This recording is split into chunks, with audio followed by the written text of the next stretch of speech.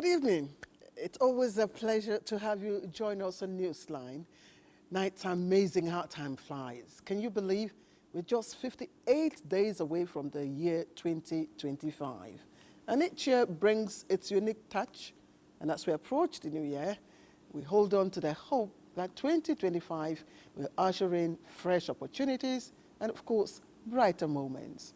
But tonight, we're celebrating the beauty of life's milestones, those special moments that connect us all through whether joyous birthdays, meaningful transitions, or even vibrant community celebrations.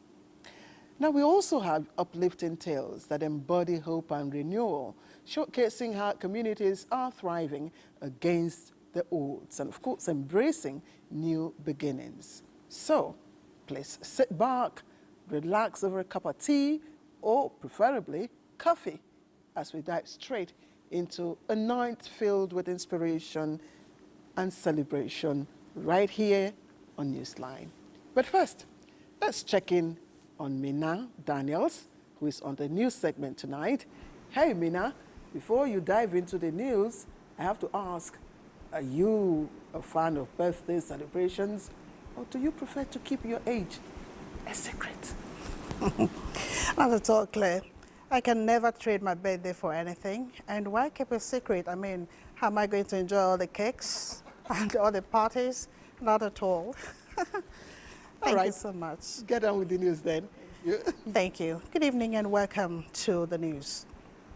The Minister of Works, David Umahi, and some members of the National Assembly were on a two-day tour of the ongoing Lagos-Calabar Coastal Road construction and beneath the 11.8-kilometer section of the third mainland bridge. Lanre Bele reports that the delegation expressed satisfaction with the level of work done. The tour of the project started with the Minister of Works taking the National Assembly members round the first segment of the 700 kilometers Lagos-Calabar Coastal Highway. Traveling this way down to Ekpe, down to across so many states, up to Calabar, is a game changer. The lawmakers also monitored the commencement of major repairs and restoration work underneath the third mainland bridge.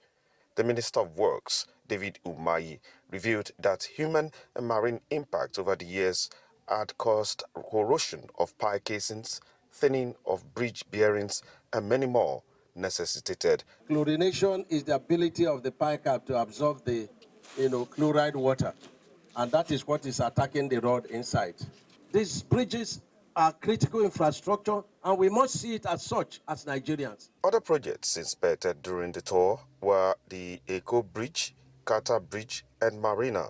The minister also met with the contractors handling the projects, where he requested that a one-hour documentary on all the repair works be done in 7 days and will be presented to the President and the National Assembly for allocation of funds to enable smooth completion of the ongoing major repairs.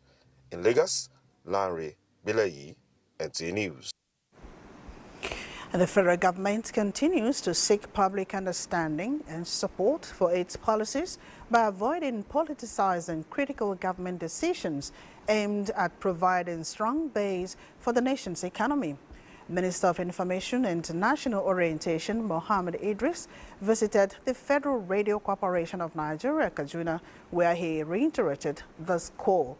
Clement Oloruntoba has the details.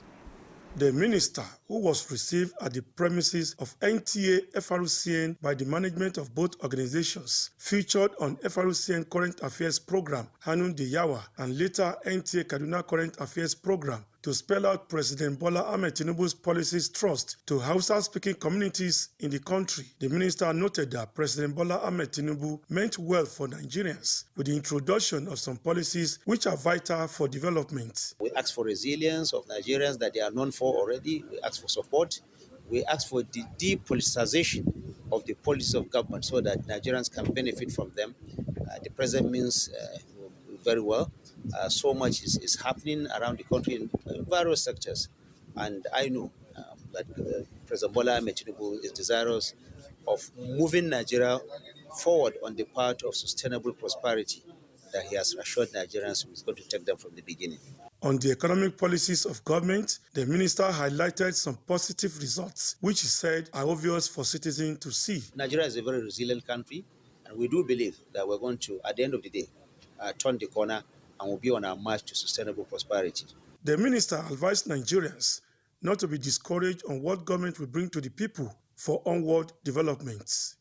In Kaduna, Clement Oloruntoba, NTA News. And in Enugu State, Uhafor Nome community in Nkano East local government area now have 24-hour power supply with the inauguration of a 100 kWp solar hybrid mini-grid federal government project. This is in line with the renewed hope agenda of President Bola Tinubu centered on inclusive development. Comfort Aim was at the inauguration ceremony performed by Governor Peter Mbah alongside team from the Rural Electrification Agency. Enugu State is one of the fastest growing states in Nigeria with an increase in the growth of businesses. The Rural Electrification Agency, REA, has recorded its impact in the state. And for the people, this sustainable energy project is not just about electricity, but also empowerment and progress for a community noted for farming, which has been hindered by lack of reliable power supply and poor road network. We have seen the light. The one they give us is free, but now they have brought prepared meter. This new power supply has brought a lot of relief and happiness to millions of thousands and millions of our people. Representative of the Managing Director, REA, says the REF has aided the deployment of over 50 solar mini-grid nationwide with the aim of promoting safe and sustainable energy solutions to mitigate the effects of climate change. The commissioning today comes at a time when there is a strong call for action on promoting safe and sustainable energy solutions to mitigate the effort of climate change and reduce greenhouse emissions. Performing the inauguration, Governor Peter Mbah represented stated that the project provides the state the capacity to create SMEs and enhance the living standard of the people. Our heartfelt gratitude to the Rural Electrification Agency for their unwavering commitment to bridging the energy gap in Nigeria, particularly on served and underserved communities. The power projects under the Rural Electrification Fund 2 comprises 256 solar panels, 2 inverters, 26 battery bank and internet device to ensure optimal performance. In Enugu, Comfort Aim, NTA News. Kogi State has been rated among states in the north with a number of ACACEL's sustainable landscape interventions following prompt payment of its counterpart funds. Charles Arthur reports that the World Bank and the federal government special implementation support team was at the Ampa Gully Erosion Stabilization Site for an on-the-spot assessment. Erosion for years has been one of the major causes of displacement of people living along the corridor in Ankpa local government area of Kogi State. But after the Akrisal State Project Management Unit received additional 600 million naira to the 400 million naira already on ground as counterpart funding, it was no surprise the extent work has gone when the Special Implementation Support Team of the federal government and the World Bank embarked on a site inspection. We are impressed so far with the work on the ground. Our only comment will be to speed up the implementation. The quality of work done here is world class. We're happy to report that the contractor is living up to the specifications that we so designed. The project has recorded successful execution of the Safe Life for Enabo and 300 water harvesting projects for dry season farming in Ankpa communities. After Governor Ododo flagged off the first phase of the Community Revolving Fund, about $250,000 was disbursed to 20 CIGS in 10 communities, with a total of 208 beneficiaries. The project has also supported farmers at the watershed with 30 hand-holding tractors and irrigation pumps to increase agricultural production and income generation. Charles Alpha, NTA News. President Bola Ahmed Tinubu congratulates Hannatu Musawa, Minister of Arts, Culture, Tourism and Creative Economy, on her milestone 50th birthday. The president applauds her unique choice to celebrate the golden age quietly by giving back to the community and visiting orphanages and IDP camps disguised in a booker. This gesture, he says, reflects her commitment to service and compassion.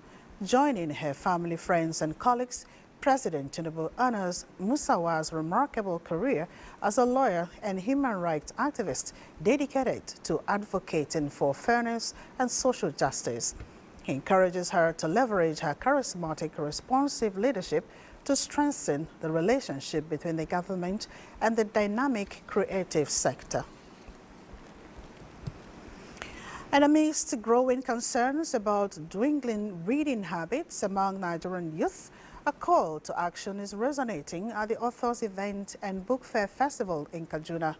Parents are being urged to prioritize instilling a love of reading in their children, recognizing its crucial role in navigating a rapidly evolving world. Adamu Sunday reports on the ongoing efforts to empower the next generation with the gift of literacy. Francis Bacon famously said, "Reading maketh a fool man." Yet, in our era of smartphones and social media, the cherished act of reading and buying books seems to be waning, contributing to a worrying trend of academic laziness among students. Recognizing this alarming situation, authors from across Nigeria gathered in Kaduna for a critical dialogue, the impact of writing in solving the socio-economic problems of northern Nigeria. This conference aimed to explore how the power of writing can be harnessed to address the multifaceted challenges facing the North and ultimately the entire nation. These youths that are coming up now, they don't even know the value of reading a book. If you tell a child not to read a 200-page novel, you have given him an assignment that he will be going up and down about. Students now read only to pass examinations, unlike before, when students read to acquire knowledge. Proper upbringing, having enough time with the children, is part of what inculcate reading habit as part of our culture. The participants, a diverse group of stakeholders, echoed a powerful message. Writers hold the key to unlocking situations. They asserted that the creative and analytical minds of authors, equipped with the potent tool of writing, can illuminate the path towards a better future for northern Nigeria and the country as a whole. Writing can really go a long way because, one, it will expose the problems to the larger society, and then it will attract the necessary intervention. Writers must write purposefully. They must have target audience. This gathering served as a rallying cry, calling upon writers to leverage their skills to tackle pressing social and economic issues. In Kaduna, Adamu Sunday, NTA News. And there is an urgent need for a national information policy as a foundation to guard ethical and responsible broadcasting across Nigeria. This is coming from the Society of Nigerian Broadcasters, SNB, which emphasized that such a policy would ensure the consistent and fair dissemination of accurate information to the public, equal access to reliable information across all regions of Nigeria, including rural areas, media independence, balanced with accountability to support the industry's role in national development. Rising from its National Executive Committee meeting held in Lafia, Nasarawa State, the Society of Nigerian Broadcasters expressed readiness to collaborating with government bodies, regulatory authorities and private sector partners to advocate for these priorities, aimed to create a broadcasting environment that serves the public interest, supports the nation's development goals, and upholds the integrity of Nigerian media on both local and international platforms. While recognizing the risks associated with the profession, the society called for stronger security measures to protect broadcasters, including physical security for those working in challenging or high-risk environments, as well as cybersecurity measures to protect data and broadcasting infrastructure from digital threats, safeguarding the integrity of information.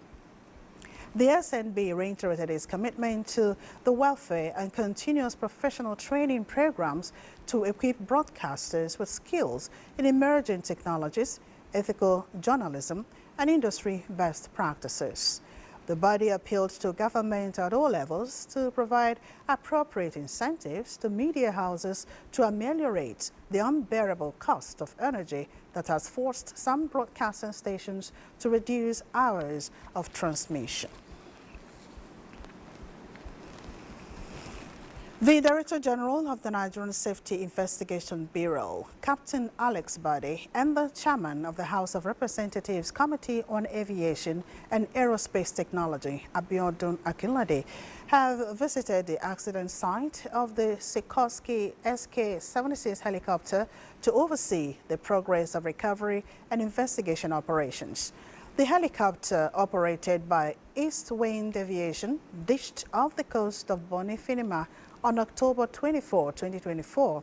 While transporting 8 individuals since the accident, the Director General of the Nigerian Safety Investigation Bureau, Captain Alex Bade, with support from local and international partners, has coordinated a search and recovery mission to locate the wreckage and examine the circumstances of this tragic event. Both officials reaffirmed government's commitment to a transparent and thorough inquiry into the accident to improve transport safety in Nigeria. And troops of Operation Fansa Yama in the northwest have arrested a notorious terrorist leader known as Abubakar Bawa Ibrahim, alias Abu Dogo, in Rumji village in Lela LGA of Sokoto.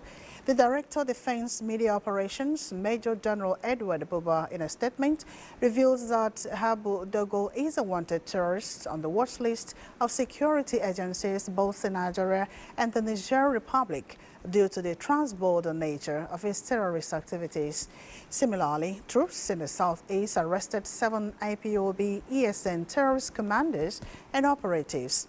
During the period under review, troops neutralized 187 terrorists, arrested 262 of them, rescued 147 kidnapped victims, and recovered arms.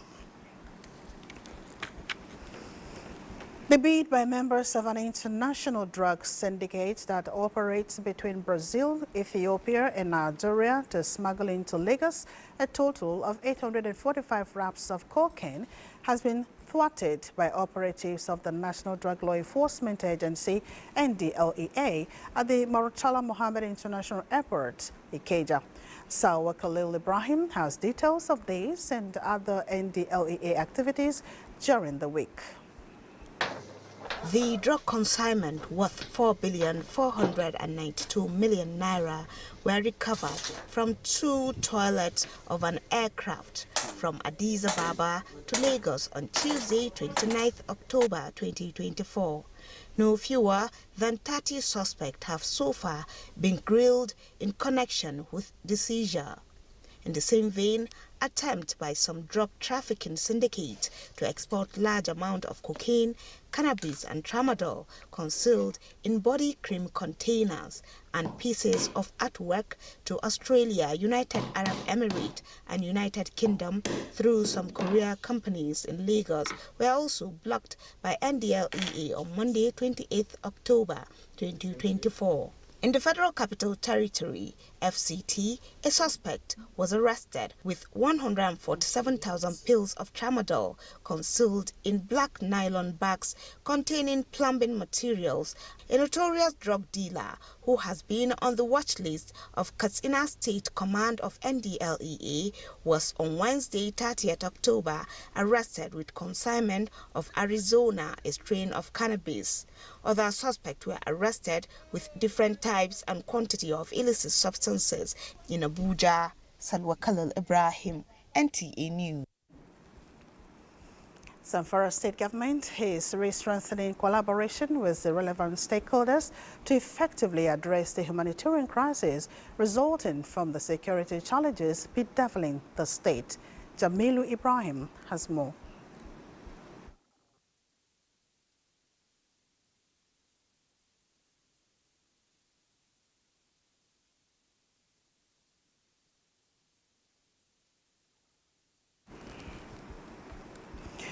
We apologize for that system error. We now take some global reports.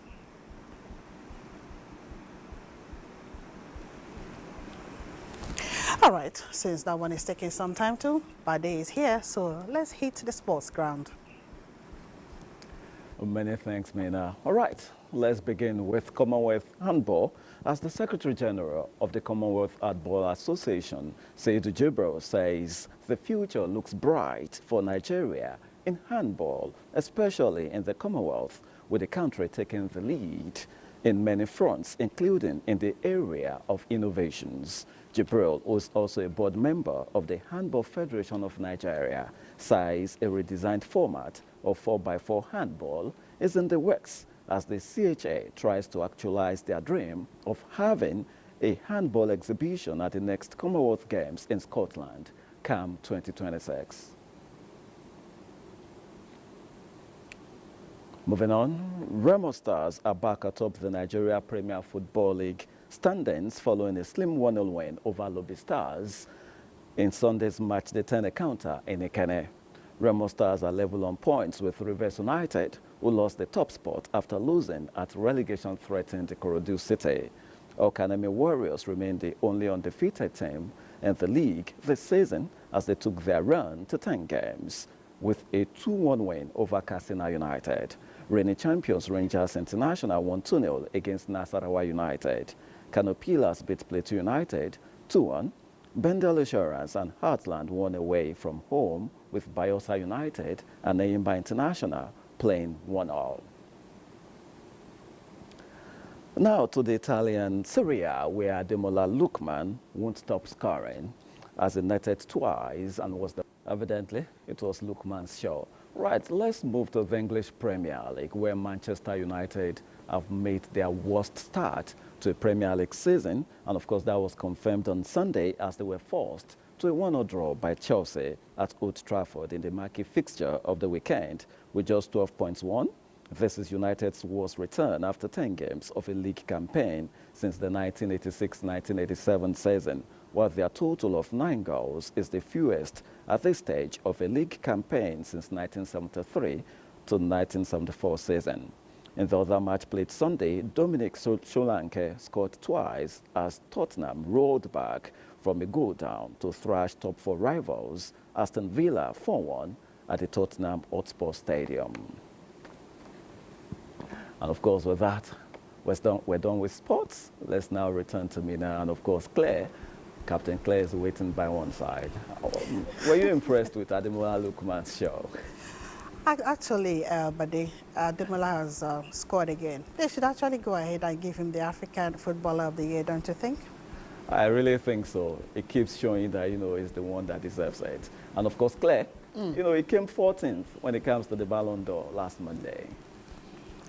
Well, I don't know how I felt about that. But I know that he's in for the African Player of the Year.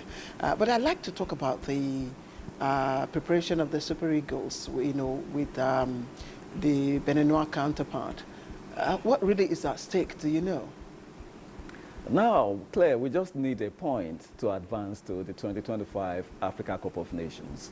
So, and of course, that will be very much interesting. And of course, the Chan Eagles are getting set when it comes to, the Chan qualifiers. So those are the ones coming up, for the Super Eagles of Nigeria. And just before, I don't know if Mina has a club.